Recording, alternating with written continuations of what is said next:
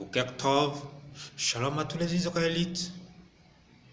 Comme vous le savez, moi je ne fais pas de différence, je ne fais pas de démarcation entre les deux royaumes, le royaume du Sud et le royaume du Nord. Car c'est cela qui doit être notre recherche, l'unification des deux entités pour atteindre la juste appréciation du monde, car nous sommes dans un monde de juste appréhension.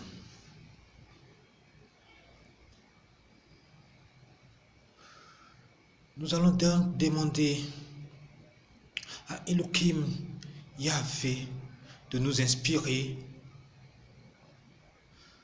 dans ce que nous allons dire. Seigneur Dieu, Elohim Yahvé, inspire-nous de ta lumière, afin que les paroles que nous allons sortir soient des paroles de vérité et des paroles allant dans le sens de l'union, dans le sens de l'harmonie, dans le sens de l'amélioration entre les hommes. Amen.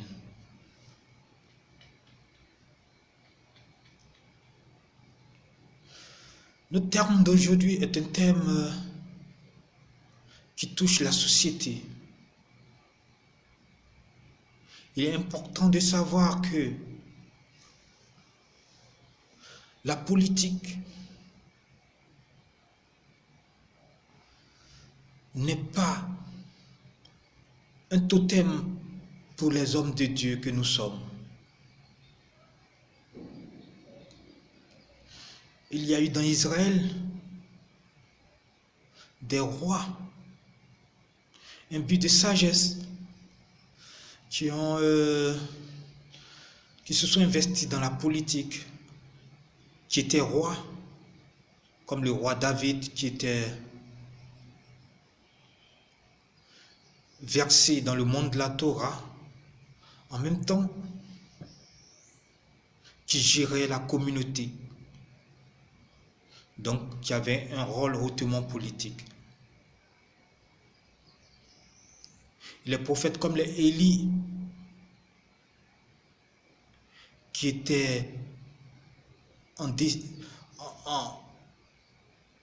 s'investissaient face à des grands rois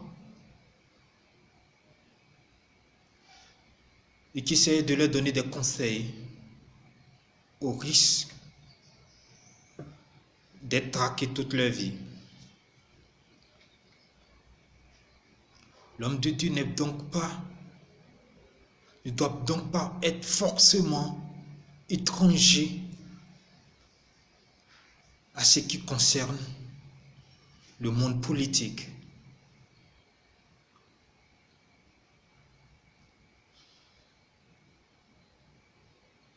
Notre thème sera aujourd'hui la Constitution. Quelle constitution il faut à un pays concernant les élections? Quel principe électoral venant de Dieu l'homme doit établir pour la gestion de ce qui est communautaire, pour la gestion d'un pays?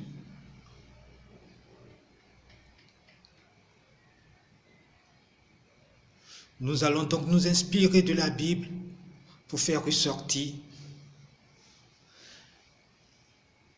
les principes politiques.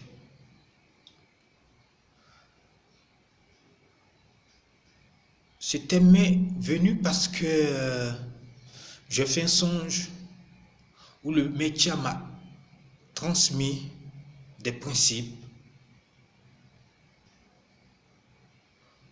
pour que, au niveau de la Côte d'Ivoire, il y ait un équilibre, il y ait un calme, pour ce qui est de la Constitution, pour ce qui est de la commission indépendante électorale.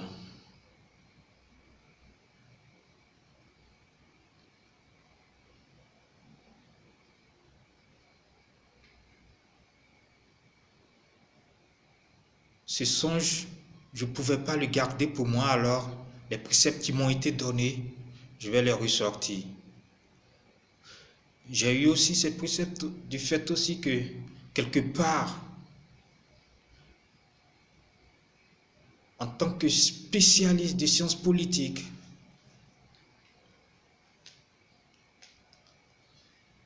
ayant étudié à l'Institut européen Paris, étant un but de marketing, étudié là-bas aussi, je peux donc, en tant que spécialiste, brosser clairement ce songe qui m'a été donné. Je parlerai aussi en tant que rabbi des Ioun, rabbi des Israélites de l'univers.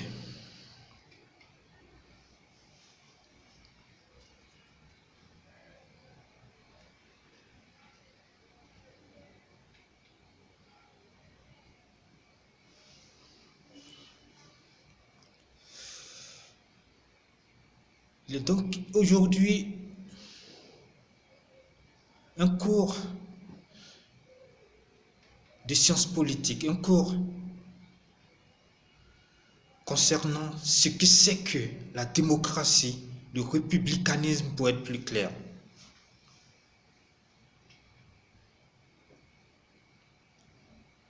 Nous parlerons ici de républicanisme, de démocratie. Il est clair que nous n'allons pas parler de politique dans une monarchie.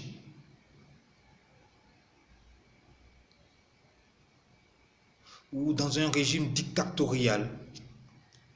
Tout ça n'est pas notre but.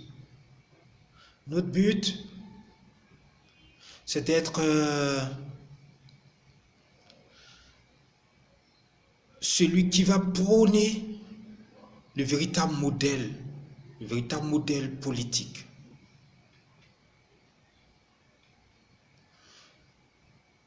Et comme nous savons que le véritable modèle politique tient plus du droit de la justice, parce que s'il est dans la Bible, l'Éternel Dieu lui-même, il a dit,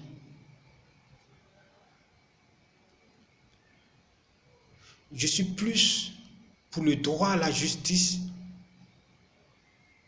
Je ne suis pas pour le pouvoir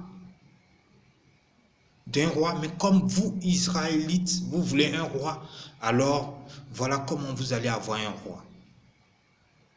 Voilà ce qui vient de Dieu. C'est ce qui veut dire que concernant la Bible, concernant la Torah, Dieu préfère un pouvoir qui vient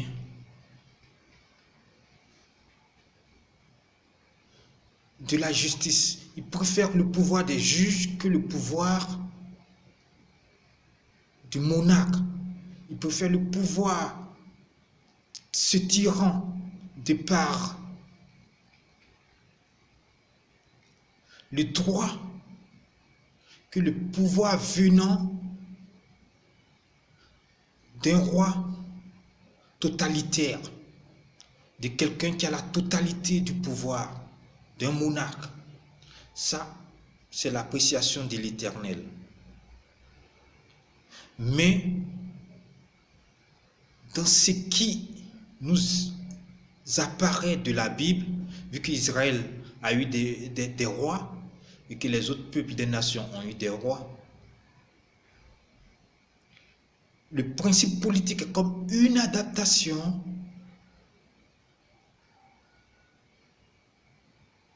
qui est dans la main des hommes.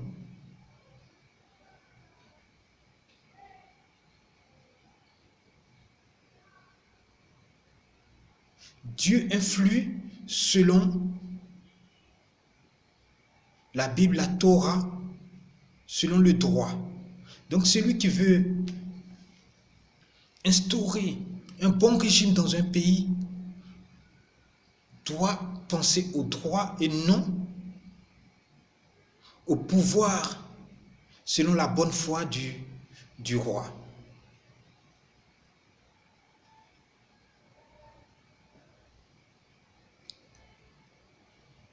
Nous mettrons donc le droit au centre, la justice au centre.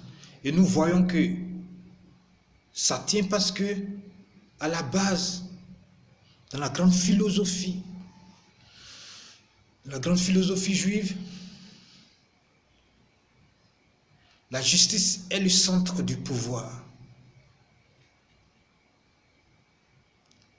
Tout comme la pureté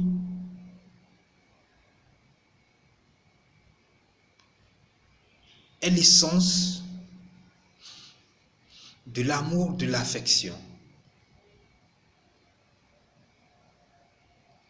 Celui qui veut avoir le pouvoir doit avoir la plénitude de la justice, car le véritable pouvoir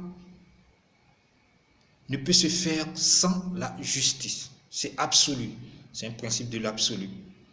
Vous pouvez avoir d'énormes pouvoirs, un monde fou derrière vous, une armée folle derrière vous, mais si vous n'avez pas le socle de la justice, votre propre pouvoir retourne contre vous-même. Ce qui faisait l'équilibre de votre pouvoir retourne contre vous-même.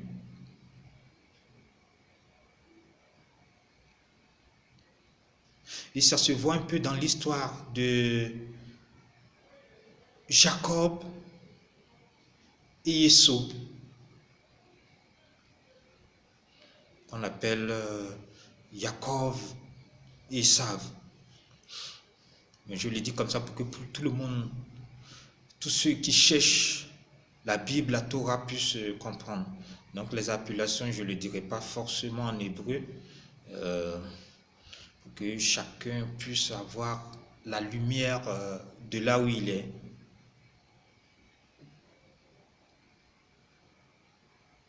Jacob et Esau sont deux frères, des jumeaux. Quand on est jumeaux, en principe, l'équilibre est là.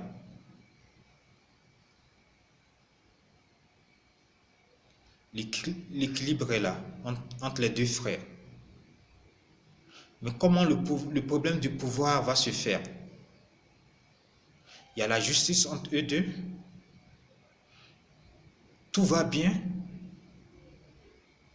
Et le problème intervient après.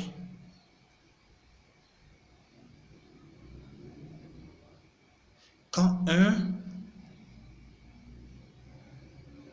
ne comprend plus le sens du pouvoir, le sens de la justice. Je vous ai dit que le sens du pouvoir, c'est la justice. Dès que l'un des deux ne comprend plus le sens de cette justice, alors le principe s'effondre. Dans la réelle restitution, en des jumeaux,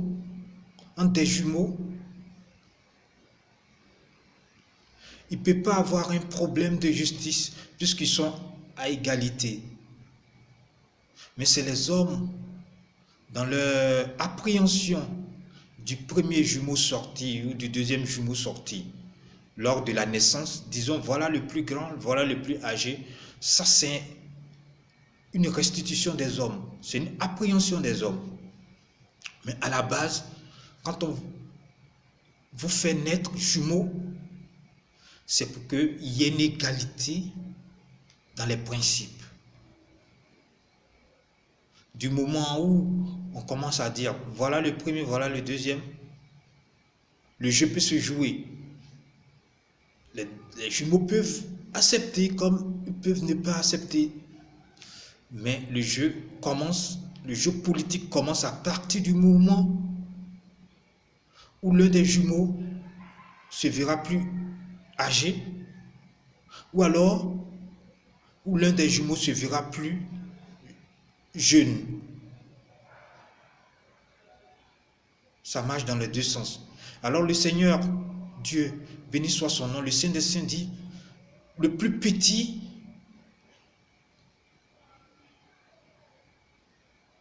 gagnera sur le plus fort. Le plus petit dominera le plus fort. C'est-à-dire celui qui se concevra comme le plus petit dès le départ. Dès le départ, celui qui se concevra comme le plus petit. Après, dans l'existentialisme des choses dans la vie, le plus grand peut faire ses péchés, le plus petit peut faire ses péchés.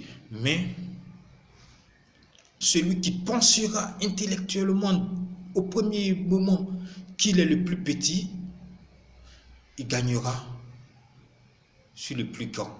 Dès qu'ils sont jumeaux, dès qu'ils sont à égalité, donc ils sont dans la justice. C'est le principe du pouvoir. Dès qu'il y a un qui pensera comme tel, il sera élevé. Car si vous êtes frère et qu'il y a un qui se dit qu'il est le plus petit, c'est que c'est celui-là qui a de l'affection dès le départ. Et s'il va même jusqu'à demander le droit d'aînesse, alors c'est qu'il fait encore un effort sur lui. C'est une évidence qui est à la base d'égalité. Lui va faire un effort encore pour demander l'assentiment d'un autre qui, par les hommes, est établi comme le majeur.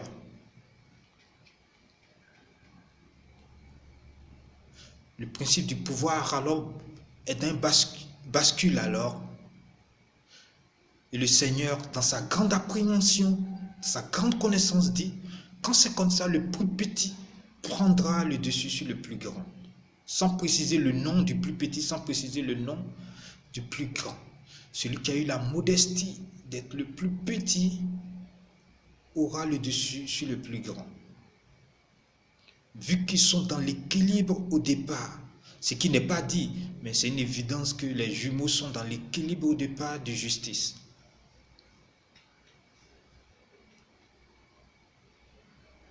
Voilà le principe du pouvoir. La justice est l'essence du pouvoir.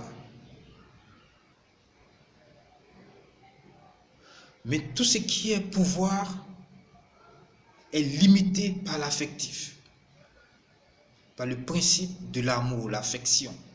C'est comme l'homme et la femme. L'homme ayant l'attribut du pouvoir, il engendre lui-même sa propre limite, qui est l'attribut de l'affection, l'attribut de l'amour. Parce que si vous aimez, vous n'allez pas utiliser votre pouvoir, même si vous êtes un président. Vous n'allez pas utiliser votre pouvoir dans votre famille ou parmi vos frères. Ce n'est pas là que vous allez utiliser votre pouvoir. Votre pouvoir, c'est ailleurs.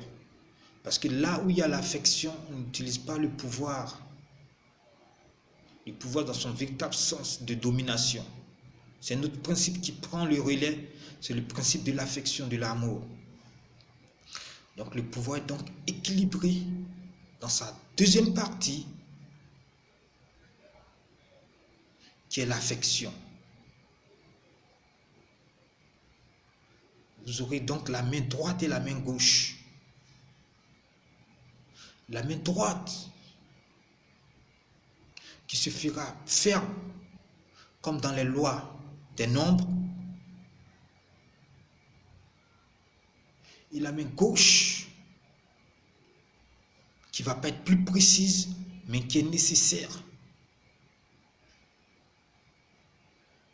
Comme dans les lois des lettres, car son principe tient de l'étendue universelle.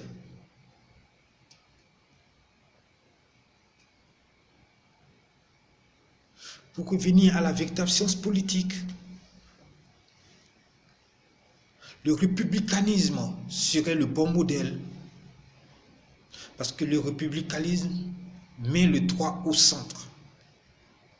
Tout comme Israël a fait surgir l'égalité des hommes devant la loi. Dans le royaume d'Israël, tout le monde doit répondre devant le droit, devant la Torah, devant la Bible, devant la loi donnée par l'Éternel lui-même. Pendant que Babylone exerçait plus le pouvoir par ce que le roi décide et non ce qui tient du droit. Car le droit, la justice est un principe du pouvoir et le grand pouvoir appartient à Dieu. Babylone ne fonctionnait pas par Dieu, par le droit. Le roi ne répondait pas devant le droit. Le roi était comme au-dessus du droit et tous les hommes n'étaient pas égaux.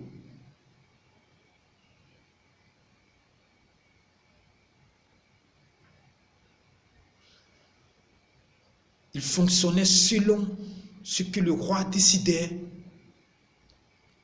selon ce que le roi mettait lui-même en droit, par ce qui venait de la source même du droit, par ce qui venait de Dieu.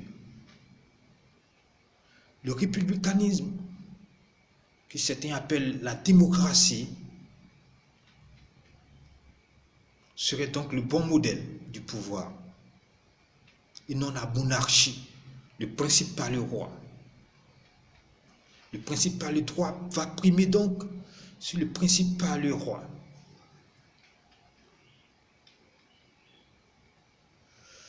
À partir de là,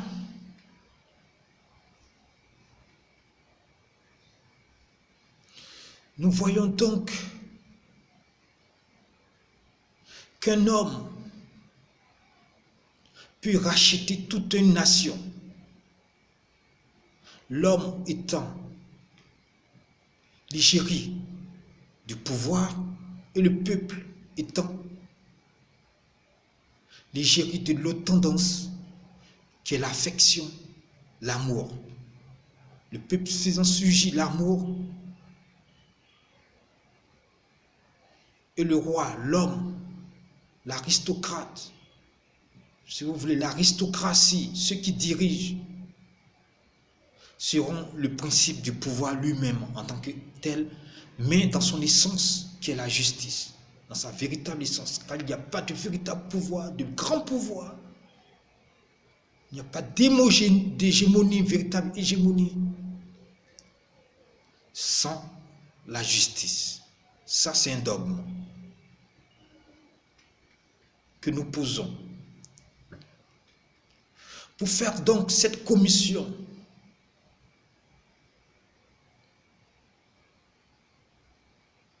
selon ce que le média m'a transmis, nous allons partir avec des nombres clés. Nous allons partir avec le nombre 12, comme les 12 tribus d'Israël. Le nombre 12 est un nombre qui représente l'étendue des nations, l'étendue politique, c'est-à-dire ce qui tient du citoyen, ce qui tient du politique. Israël, c'est 12 tribus, c'est-à-dire 12 émanations politiques. Nous partirons donc de ces 12 émanations politiques. 12 émanations liées à la terre, pas à l'universel. Ça peut être étendu, mais l'univers c'est Dieu. Et Dieu c'est le nombre, c'est le chiffre 7. Ce qui est lié à la terre, à la production des hommes, à la terre, c'est le 12. Au niveau politique, ça se confirme surtout. C'est l'émanation des 12 tribus. Mais, pour une réparation, vu que nous sommes dans un monde de réparation actuelle, la grande perfection du prince n'est pas. Pour une réparation, nous allons ajouter les 2 fils, les deux fils de Joseph, de telle sorte que ça soit 14, comme pour Israël. Jacob, pour la réparation, a rajouté les deux fils de Joseph, qui était comme le prince d'Israël, comme celui qui avait le dessus sur les autres frères, celui qui a sauvé toute la nation d'Israël, celui qui a sauvé tous les frères quand il était en Égypte.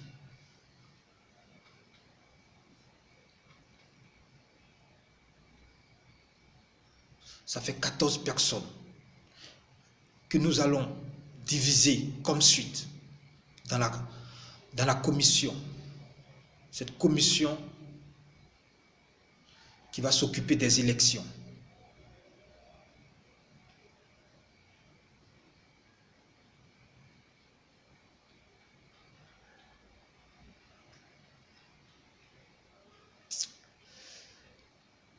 Il aura, selon ce que le Maître m'a transmis, deux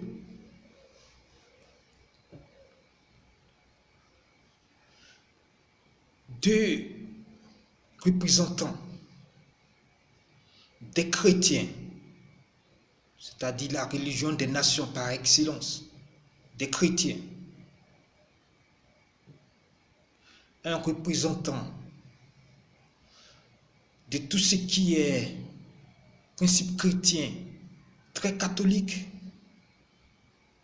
et un représentant de tout ce qui est principe idéologie du christianisme, mais du côté protestant.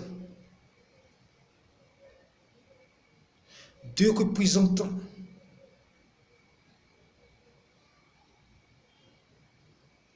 de l'islam. Un représentant l'islam sunnite et un représentant l'islam version chiite. Ça fait déjà 4. Deux représentants de l'émanation de Dieu, c'est-à-dire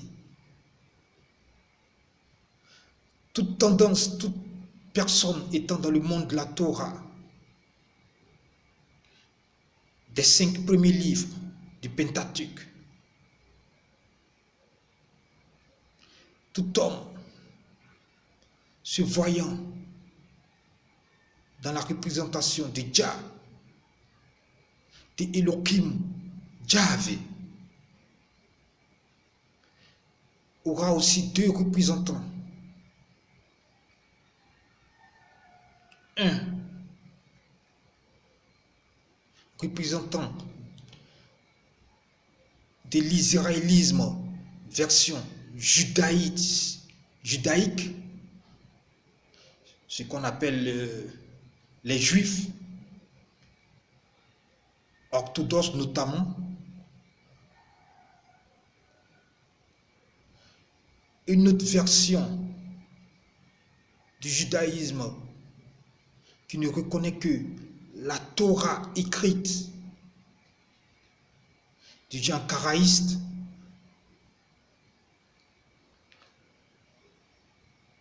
du genre Samarie,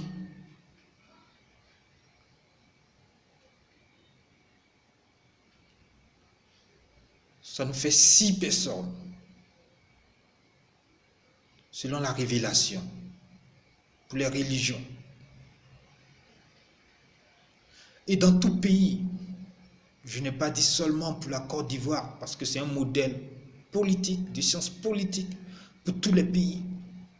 L'organisation des élections de tout pays. On a beau dire il n'y a pas de problème dans nos pays dits évolués, industrialisés de l'Occident, mais il y a souvent des problèmes qui se posent dans les élections. Déjà, les signes du futur sont clairs. Nous voyons déjà avec les élections, notamment avec le président Trump, où il y a des interventions, où souvent on veut remettre en cause les élections, et sans oublier les élections avec le président Bush, où on avait parlé de trucage, il y a eu recomptage des voix et tout. Nous pouvons dire désormais, dans l'avenir, nous pouvons déjà prévoir et prédire dans l'avenir qu'il y aura beaucoup de problèmes d'élection concernant l'organisation et le comptage des voix.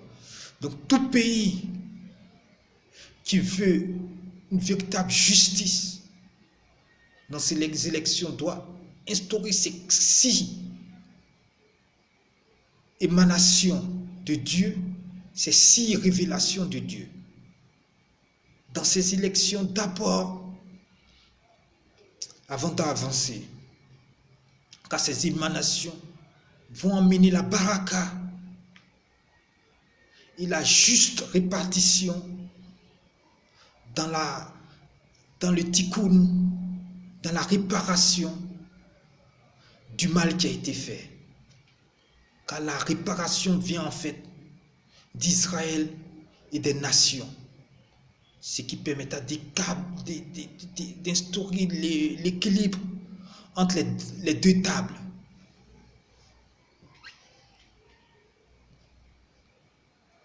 Et d'envoyer l'harmonie entre les dualités. C'est ces 6 émanations venant des grandes révélations.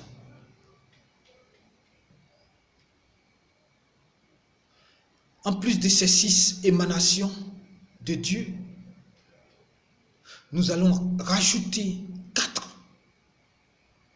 4 comme les 4 points cardinaux. Et ces 4 vents de la terre, 4 vents de la sphère terrestre viennent de ce qui est en vogue, de ce qui est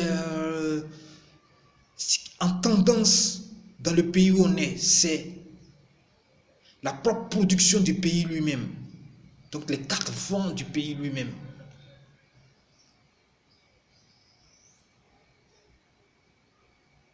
C'est les 4 partis en vogue dans le pays, notamment les 4 partis qui ont gagné, les 4 partis qui ont eu les scores les plus élevés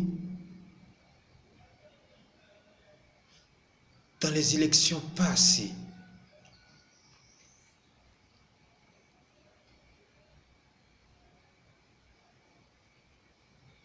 Ces 4 partis au grand score seront donc représentés dans la commission. Selon la révélation, nous sommes à 10 comme production humaine. Il nous reste 2.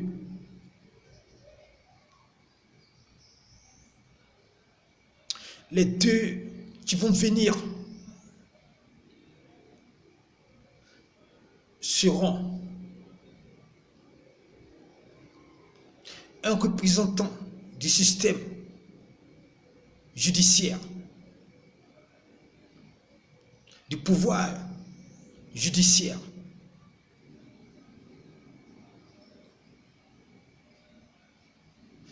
élu par tous les juges et procureurs qui se rassemblent là et qui vont élire un représentant parmi leurs candidats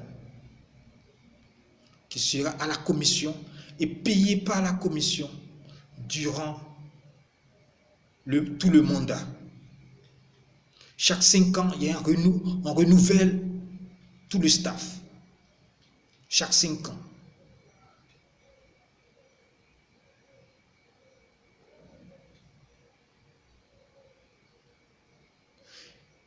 Un autre représentant du peuple qui sera pris dans la branche, dans la chambre populaire, c'est-à-dire l'Assemblée nationale, pas la chambre des aristocrates. Parce que le Sénat, c'est en réalité la chambre des représentants, mais de l'aristocratie. La chambre populaire, c'est l'Assemblée nationale. Les députés qui sont les représentants du peuple. Donc la véritable représentation du peuple, c'est l'Assemblée nationale et non le Sénat. Nous aurons donc un représentant du peuple, du plèbe, comme on l'aurait dit dans l'ancien temps. Et ce représentant, c'est les députés qui le votent. Ils prennent un de leurs groupes et ils le votent. Il sera dans la commission, payé par la commission indépendante. Ça nous fait 12 personnes.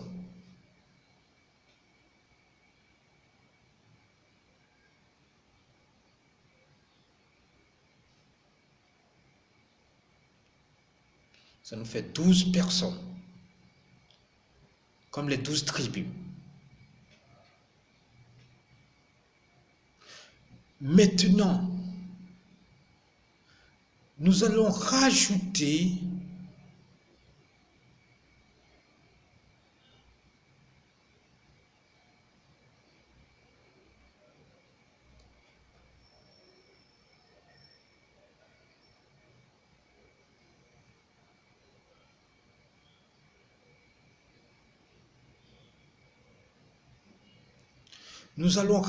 les 2 présidents.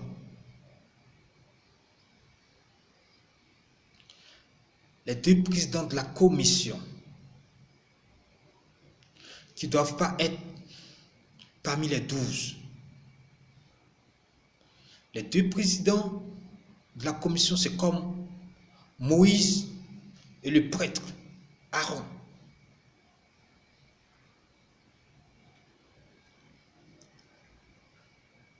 Mais tout se passe comme si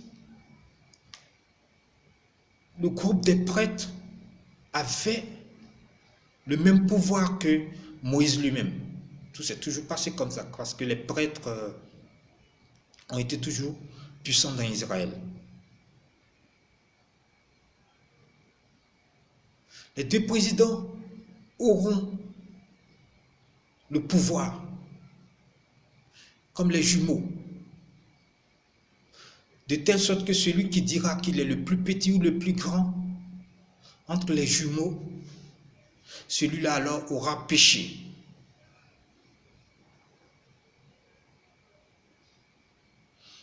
Donc ils seront en équilibre pour le sens du pouvoir, dans la justice. Car l'essence du pouvoir, c'est la justice.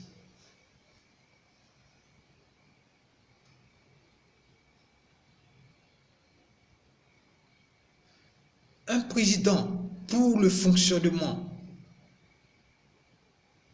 de la commission et un deuxième président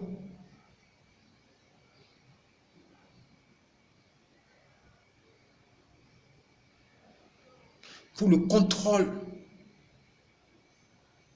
des élections. Chaque président ayant son département, un grand département, et chaque président faisant son propre recrutement.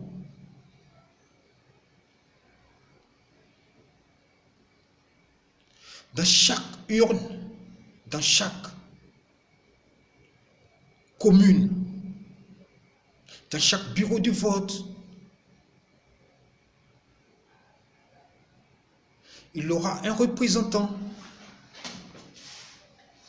des 2 présidents.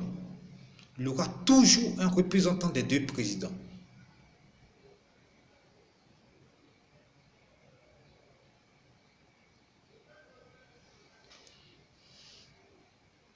Un pour le fonctionnement et un pour le contrôle. Sans la signature des 2 présidents, la commission n'a pas de valeur. Le document n'a pas de valeur. à la fin de chaque élection, de chaque vote dans un bureau, tout le monde convoie, tout le groupe des représentants des partis dans les élections de chaque parti, les représentants de chaque parti, tout le monde se lève et tout le monde va là où on apposera les dernières signatures.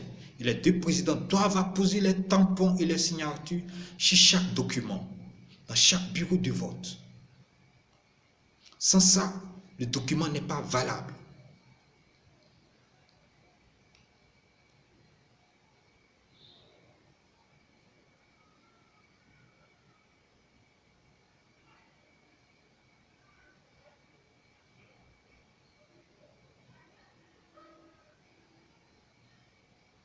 De l'élection des présidents.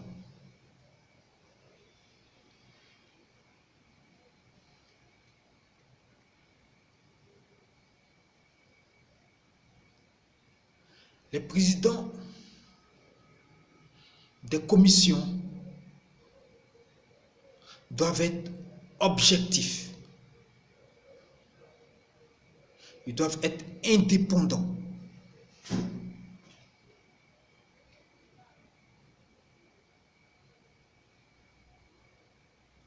Avant les élections,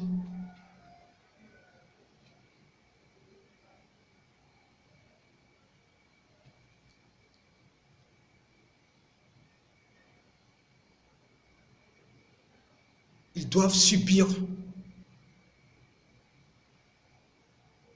une véritable vérification.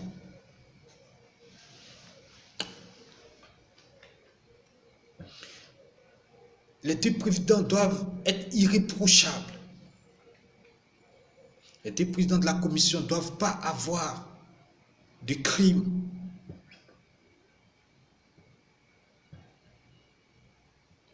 Il ne doit pas être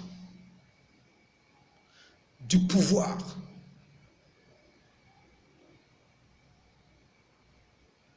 Du pouvoir en place.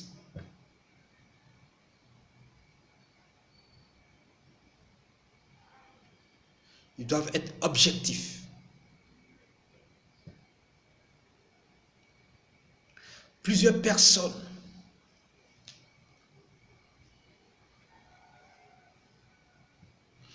se poseront leur candidature et on fera une élection. Une élection.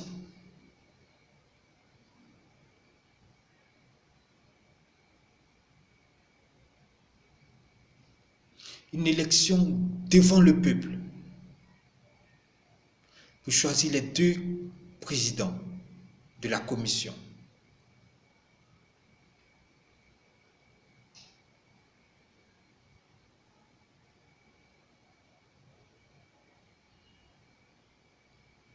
Tout candidat pourra donc se présenter pour être devant le peuple, pour être l'un des deux présidents.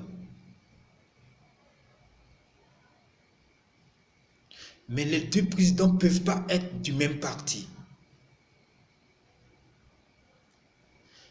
Et les deux présidents doivent être des candidats indépendants, ne faisant pas partie d'une organisation politique, d'un parti.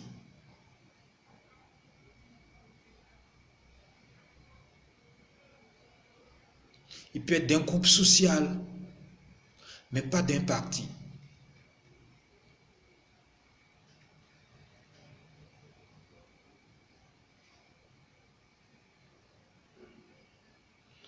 Il ne doit pas être affilié à un parti. Ils seront donc devant le peuple et ils seront choisis. Voilà pour ce qui est de la présidence de la commission.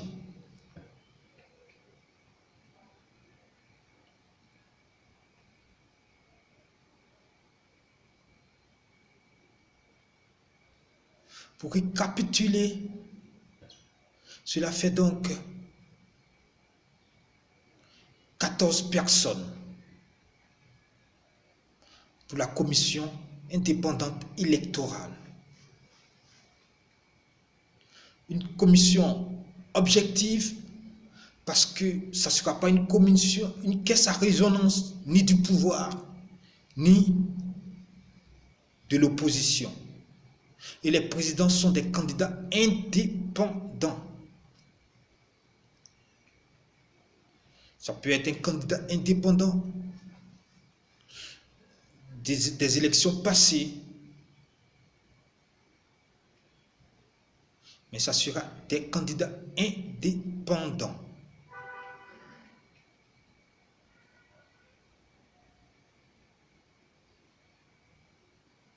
Tout homme faisant partie d'un parti ne peut pas être le président de la commission. Pour être objectif et pour avoir des résultats sans partialité, sans falsification.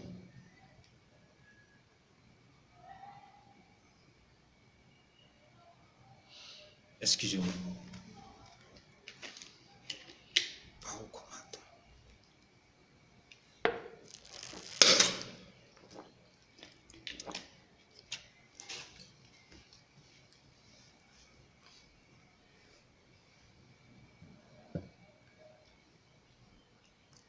Pour en finir,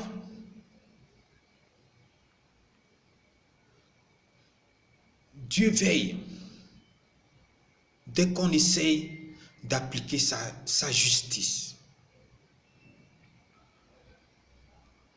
Et un bon prince peut sauver une nation. Un bon président peut sauver une nation. On peut prendre l'exemple par exemple de Josias. Josias qui a sauvé, à qui Dieu a dit, toi Josias, vu que tu as déchiré tes vêtements et que tu as pleuré pour le péché qui a été commis, toi Josias, tu seras épargné du malheur qui va tomber.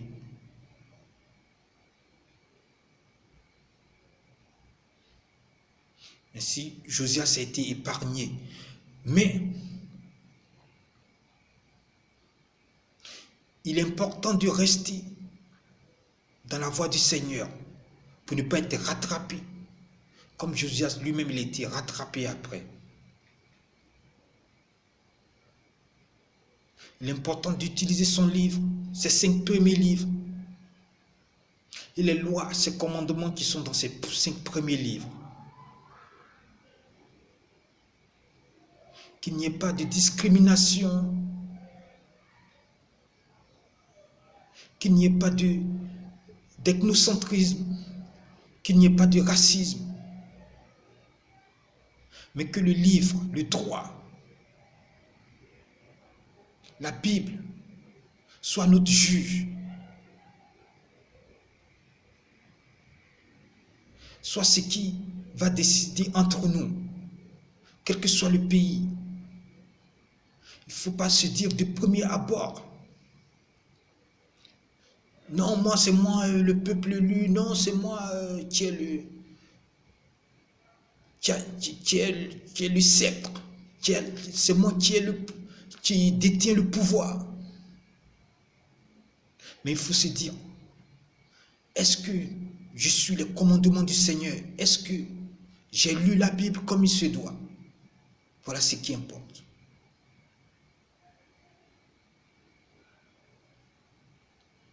Que le Seigneur veille sur ceux qui suivent la voie de la Bible, de la Torah. Amen.